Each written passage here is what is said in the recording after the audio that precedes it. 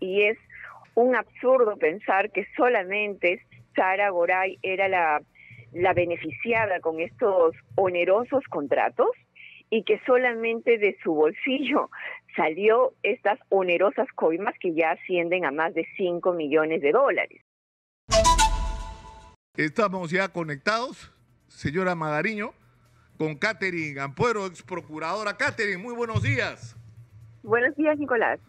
Siempre es un gusto hablar contigo. Catherine, detuvieron a Mauricio Fernandini y a Sada Goray cuando se suponía que Sada Goray se había acogido o era aspirante a colaborador eficaz y Mauricio Fernandini había logrado supuestamente un acuerdo de confesión sincera, es decir, que tenían un nivel de acuerdo con la Fiscalía con respecto a la información que estaban proporcionando con respecto al caso. ¿Qué fue lo que pasó, según lo que tú sabes, Catherine, exactamente? Bueno, lo que hemos sabido con respecto a Sada Goray es que subrepticiamente ella habría estado tramitando, es decir, subrepticiamente a espaldas, a escondidas del Ministerio Público, habría estado tramitando una visa, una nacionalidad en otro país, ¿no? Quería dejar la nacionalidad peruana, establecerse en otro país, con la finalidad, pues, ya de sustraerse definitivamente de la acción de la justicia.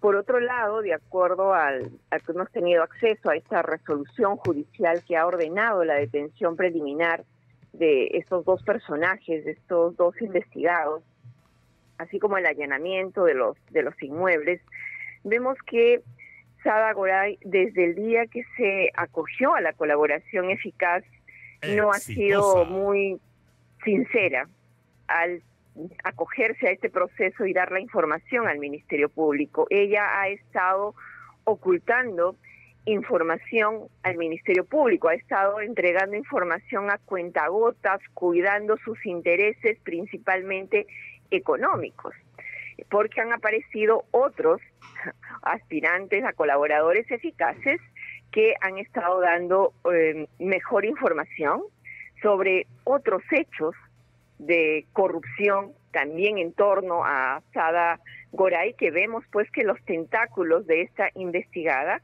han llegado mucho más allá, razón por la cual el Ministerio Público, que venía investigando a Sada Goray solo por los delitos de tráfico de influencias y el delito de cohecho, frente a estos nuevos hechos que la involucran también en hechos de corrupción en el Fondo Mi Vivienda, vemos que ella pues no ha sido una simple investigada, sino que también ha sido miembro de esta organización criminal y con mucho poder.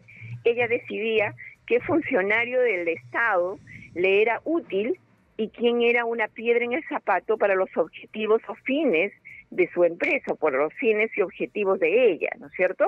Entonces ella decidía quién sale y quién entra, quién era miembro del directorio, quién era gerente general, por ejemplo, de este Fondo Mi Vivienda, así como lo hizo para la Superintendencia Nacional de Bienes Nacionales, igual que en registros públicos, ¿cierto? Ella decidía. Entonces ahora ella también, el Ministerio Público, y me parece muy bien, de una manera totalmente acertada, ha ampliado la investigación para incluir este nuevo hecho. Es un nuevo hecho de corrupción que involucra a estos investigados y también amplía la investigación para ya finalmente comprender a Sada Goray como miembro de una autora organización del delito de crimen. Claro, sí. Claro, pero porque a ella la habían excluido de organización criminal, como tú dices. Ahora, ¿por qué el trato diferenciado con Pilar Tijero?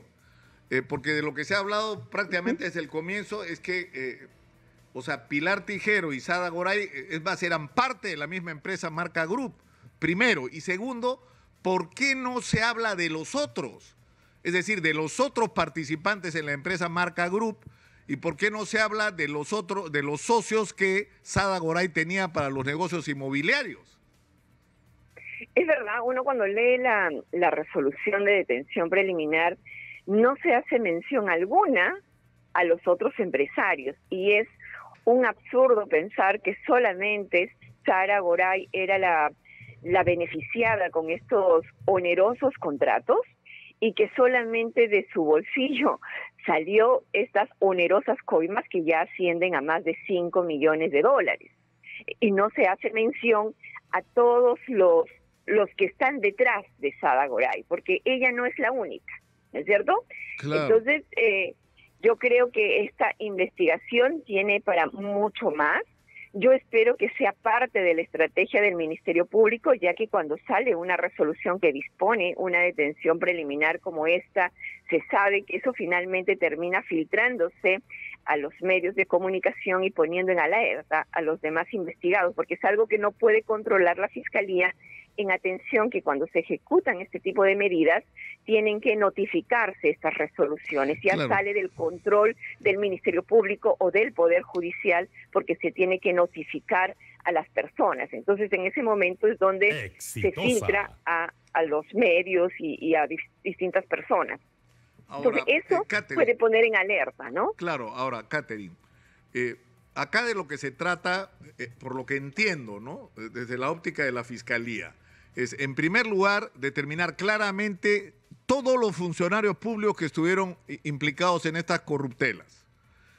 Y en segundo lugar, todos los empresarios que estuvieron involucrados en los actos de corrupción o se beneficiaron de ellos. De eso es de lo que se trata, entiendo. ¿No? Es decir, de saber, no un pedazo, porque seamos claros. Es decir, en un primer momento el interés de algunos era chifarse a Castillo, y mientras lo que dijera Sada Goray sirviera para chifarse a Castillo, fantástico, para afuera. O lo que dijera Salatiel Marrufo, ¿no es cierto?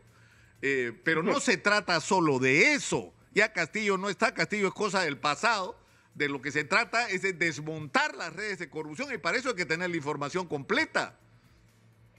Yo creo que aquí el Ministerio Público tiene que tener mucho cuidado, no por ir detrás de a lo que ellos han denominado dentro de su organización criminal como el jefe, cabecilla o líder de esta organización criminal, al expresidente Pedro Castillo, no por ir detrás de él, vayan a considerar a todos los demás como colaboradores eficaces. Eso como punto número uno. ¿Ok? Porque pronto todos terminan siendo colaboradores eficaces por ir detrás del líder solamente, ¿ya? Y punto número dos, no vaya a pasar también que pase como ya hemos visto en otros casos, que se termine solo sancionando a los funcionarios o servidores públicos y luego a los empresarios, que son los terceros que terminaron siendo beneficiados con las obras y sin la participación de los cuales hubiese sido materialmente imposible cometer los delitos, tanto de cohecho como el delito de colusión, porque el delito de colusión es el delito más grave dentro de los delitos de corrupción de funcionarios, porque tiene que darse el tema de la concertación, tiene que haber una concertación entre el funcionario público y el empresario que se va a ver beneficiado con las obras del Estado. Y para el delito de cohecho siempre tiene que haber el quien entrega la coima, que es el autor del cohecho activo, así como el quien recibe la coima, que es el funcionario público que comete el delito de cohecho pasivo. Entonces aquí la sanción tiene que ser idéntica, igual, tanto al que recibe como al que la entrega. Así que hay que tener mucho cuidado con eso para no dejar impune al otro lado del que cometió el delito, porque esto es como los dos lados de una misma moneda. No puedes dejar sin sanción a un lado, nada más. Claro, Tienes pero que sancionar además, los dos claro, lados. o sea, acá hay varias cosas para saber, ¿no es cierto? Porque este mecanismo funcionó en otras oportunidades. O sea, Odebrecht pagaba una comisión ilegal, por ejemplo, en el caso Toledo y en otros, pero era parte de consorcios y los miembros del consorcio pagaban después su parte correspondiente, ¿no? Para lo cual hacían maniobras contables. Eso lo ha investigado a profundidad la Fiscalía, ¿no? Pero normalmente lo que ha ocurrido es que cuando los beneficiarios eran un grupo, el grupo participaba en el pago de la comisión ilegal y no solamente uno de ellos. Entonces, entiendo que eso lo está investigando la Fiscalía, pero yo tengo una pregunta, Catherine. Por ejemplo, si tú te compras al jefe de registros públicos o te compras a los directivos de Mi Vivienda, es decir, los adquieres como tuyos y hacen lo que tú indicas, ¿tú crees que van a resolver solo y hacer negocios solo sobre una obra y va a haber comisiones ilegales solo sobre...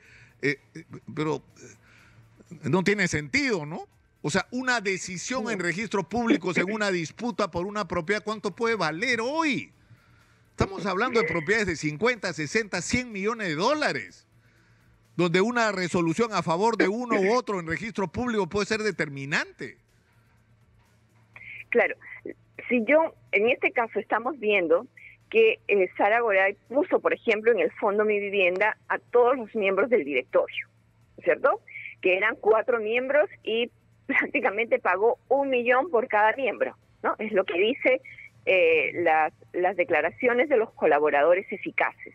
Entonces, al cambiar a todos los miembros del directorio, no lo cambió solamente para lograr una obra. Entonces, esto ya es una organización que buscaba permanecer en el tiempo, no solamente para una obra en específico, porque de lo contrario ya estaríamos hablando simplemente de una banda criminal, para un objetivo en específico solamente para lograrme beneficiar de una sola obra, nada más. No, aquí al hablar de una organización criminal, estamos hablando de una permanencia en el tiempo. Voy a cambiar a todos los miembros del directorio, quienes además se van a encargar de nombrar al gerente general, porque lo que ella buscaba era copar el fondo Mi Vivienda para lograr pues muchas obras, muchos contratos a favor de su empresa. Y no hablemos solamente de su empresa, porque aquí ya se habla más o menos de 7 empresas donde Marca Group era la principal accionista. Entonces, poco a poco, esta investigación se va abriendo muchísimo más, no solamente para involucrar a más personas naturales, sino también a más personas jurídicas. Ahí habrá que ver qué otras personas naturales o jurídicas forman parte o han sido accionistas de estas otras 7 empresas que aparecen mencionadas también en esta investigación. Entonces tú vas viendo cómo Sara Goray no solo al inicio de esta investigación fue solamente este enorme terreno en Chilca, donde salieron beneficiados con muchos millones de dólares, ¿no es cierto?, en donde cambiaron a varios funcionarios de la Superintendencia Nacional para poder de Bienes, hacerlo, ¿no? para poder apoderarse, primero para cambiar los informes, ¿no es cierto? Sí, porque Catherine, todos los funcionarios decían no, y luego pues cambiaron los informes para que finalmente logre su objetivo. O sea, ni había terminado de sentarse y ya estaba cambiando la resolución que se había denegado antes. Catherine, tenemos que ir a la pausa, por favor, mantente conectada, porque creo que hay que terminar esta conversación y quiero además hacerte un par de preguntas sobre otros temas. Estamos con la ex procuradora Catherine Ampuero, comentando el caso de la detención sorpresiva de Sara Goray y de Mauricio Fernandini en las últimas horas. ¿Cuál es la razón, desde tu punto de vista, de la detención? Porque está en el documento, pero uno de los argumentos, por ejemplo, con respecto al caso de Mauricio Fernandini, ¿cuál es? La transferencia que hizo de sus bienes personales a su hermana. Sí, él ha hecho varias transferencias.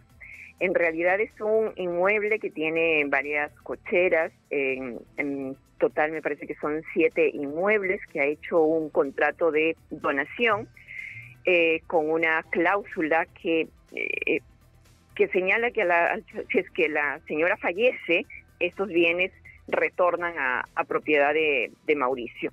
Definitivamente este tipo de contratos lo que buscan es poner los bienes del investigado a buen recaudo, es decir, sustraerlos de la acción de la justicia, porque como es de conocimiento, la Procuraduría lo que busca es embargar el patrimonio de una persona investigada para asegurar el pago de una futura reparación civil a favor del Estado. Pero hay otra figura también, Nicolás, que si durante la investigación se logra encontrar evidencia de que estos bienes han sido adquiridos con dinero maculado, es decir, con dinero ilícito, con dinero mal habido, los bienes son incautados a pedido del Ministerio Público, ¿no? Y eso pasa a propiedad del Estado con la emisión de una sentencia. Entonces, durante la investigación pueden ser incautados y disponer su desposesión inmediata y pasan a ser administrados por Pronavi, que depende del Ministerio de Justicia. Y si son adquiridos con dinero lícito, con dinero bien habido, producto del trabajo honrado que habría hecho el investigado Fernandini, pues esos bienes son embargados por la Procuraduría una vez que ya el caso se judicializa. Claro. Ahora, pero ¿qué es lo que pasa con Salatiel Marrufo? Se supone, o sea, él hace negocios con Sada Goray que tienen que ver fundamentalmente con Mi Vivienda, ¿no es cierto? Eso está claro. Pero él era el jefe del gabinete de asesores, como nosotros denunciamos, dicho sea de paso, solitariamente desde abril del año pasado. Y luego, hay que decirlo, Carla Ramírez hizo una excelente investigación con su equipo que completó la historia, ¿no es cierto? Yo conocía y había seguido la historia de Salatiel Marrufo, pero ella descubrió el vínculo con Sada Goray y contó toda la historia espectacular que hizo su investigación. Pero a lo que voy es que él era el jefe de gabinete asesor del Ministerio de Vivienda. Él no solo veía Mi Vivienda, él tenía interferencia en Sedapal, en OTAS, en todas las empresas de FONAFE. Él tenía la capacidad de nombrar funcionarios y por lo tanto lo que pasó con Sada Goray es presumible que haya pasado en otras áreas del aparato del Estado dependientes del Ministerio de Vivienda e incluso de más allá, hasta el FONAFE. ¿Qué ha pasado con eso? Bueno, esta investigación, recordemos que está aún en diligencias preliminares, ¿no? En una etapa preliminar. De hecho, que cuando ya se cumpla los 10 días de detención preliminar dispuesta en contra de Sada Goray y también en contra de Mauricio Fernandini, ya el caso va a judicializarse, es decir, va a pasar a una etapa de investigación preparatoria en donde la Fiscalía va a tener 36 meses para investigar, considerando que es un caso de organización criminal. Tiempo en el cual va a tener tiempo, pues, la Fiscalía para poder investigar todas estas aristas que se están abriendo, porque vemos que el poder, efectivamente, de Salatiel Marrufo y todas las personas que conformaban este brazo de la organización criminal, que bien lo señala la teoría del Ministerio Público, ¿no? Como que existían grupos de poder, hablan de 3 grupos cercanos al presidente de la República, y este grupo estaba Salatiel Marrufo, Jainer Alvarado, estaba el que es dueño de la casa de Serratea, que me parece que sigue no habido, ¿no es cierto? Este señor, me parece que se apellida Sánchez, sí. ¿No? Los asesores en la sombra, como los llaman, ¿no? El otro Nenil, que era el alcalde de... hay un distrito ahí en Cajamarca que está en la cárcel. Exacto, de Alnía, ¿no es cierto? Entonces, todos ellos nos damos cuenta que sus tentáculos no solamente eran en el Ministerio de Vivienda, también estaban ahí con el Ministerio de Justicia cuando era ministro de Estado Chero, y que, por cierto, probablemente la investigación también pueda abrirse por ahí para incluir a Chero dentro de la investigación, que también es mencionado como una de las personas que también se habría beneficiado irregularmente con las coimas que pagó Sada Goray, ¿no es cierto? Entonces sería como autor del delito de cohecho pasivo, porque también habría recibido 50.000 soles, de acuerdo a lo que ha señalado uno de los colaboradores eficaces en esta investigación, porque justamente del ministro de Justicia depende, pues, el jefe o el superintendente de registros públicos. Eso no depende del ministro de Vivienda, ¿no? Eso depende del ministro de Justicia, y en ese momento el ministro de Justicia, ¿quién era? Era justamente Félix Chero. Entonces ahí la historia coincide porque quien tenía el poder del cambio, de la decisión de a quién sacar y a quién poner como superintendente, era de Félix Chero. Entonces puede ahí también la investigación ampliarse para incluir a otros exaltos funcionarios del Estado. Claro que el tema es que a Chero no lo puede investigar el equipo de la fiscal Marita Barreto. ¿Por qué? lo tenía que investigar la fiscal de la Nación, porque todavía tiene el tema de la prerrogativa por la condición del ministro que ha sido, ahora, tal cual. Sada Goray con esto perdería su condición de, o sea, los beneficios de la colaboración eficaz, porque se supone que lo que se ha determinado es que, digamos, ha omitido información o ha mentido. Porque tú puedes omitir, entiendo, en la colaboración, pero no puedes mentir. Pero en el caso de Mauricio Fernandini, que no se acogió a la colaboración eficaz, ¿él podría hacerlo o no? Mira, así como está el caso, tendría que tener Mauricio Fernandini información nueva y relevante que pueda ser corroborada. Yo creo que no la tiene, razón por la cual él se acogió, por ejemplo, a la confesión sincera, ¿no? O sea, corroborando simplemente lo que ya los aspirantes a colaboradores hasta este momento ya han entregado, salvo que él no haya querido entregar otra información porque tenía temor o reparos en verse involucrado en mayores hechos de corrupción y ahora pues decida hablar y entregar esa otra información que todavía el Ministerio Público no sabe. Y cuando te refieres a Sada Goray, cuando uno ya lee esta resolución de la detención preliminar, en donde hacen mención a otros, a las versiones de otros colaboradores que no son las de Sada Goray, uno se pregunta como que ya no necesitas tú las declaraciones de Sada Goray. O sea, como que ya tú puedes corroborar todo el modus operandi de las operaciones, cómo se ha venido dando la estructura de esta organización criminal. Exitosa. Y dices, ya no necesito la información de Sada Goray, excepto, claro está, si es que nos va a dar o el Ministerio Público todavía no tiene los nombres completos o la relación completa de todos los empresarios que están detrás de ella y cómo es que ellos han colaborado en el pago de las coimas, los porcentajes y cómo entregaron o cómo le hicieron llegar este pago de coimas, que sería de repente una información interesante e importante que podría ser relevante para la Fiscalía, pero por lo demás la Fiscalía ya no necesita la información de Sada Goray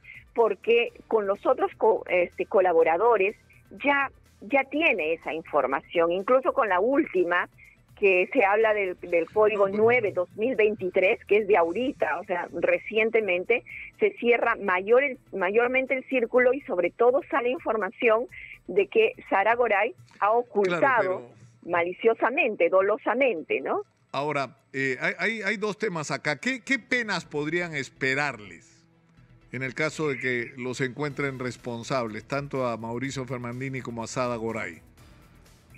Estamos hablando de un concurso real de delitos entre tráfico de influencias, delito de cohecho, delito de organización criminal, delito de colusión, que es uno de los delitos más graves dentro de la administración pública. Estamos hablando de penas que pueden llegar a los 35 años de pena privativa de la libertad. Así estamos. ¿Cuánto me dijiste, perdón? 35 años de pena privativa de la libertad. Dios, ahora, Catherine, no debería ser tan complicado. Yo el otro día me preguntaba lo siguiente. ¿Qué pasa si tú tomas desde el día que nombraron a Salatiel Marrufo jefe del gabinete de asesores y empiezas a revisar una por una todas las obras y contrataciones que se realizaron?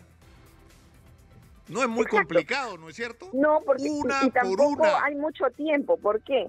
Ellos cuando empiezan a operar, esta organización criminal en realidad empieza a operar en abril del año 2021, ¿no es cierto? Ahí se organiza esta organización criminal, ¿no? Ahí se crea la organización criminal.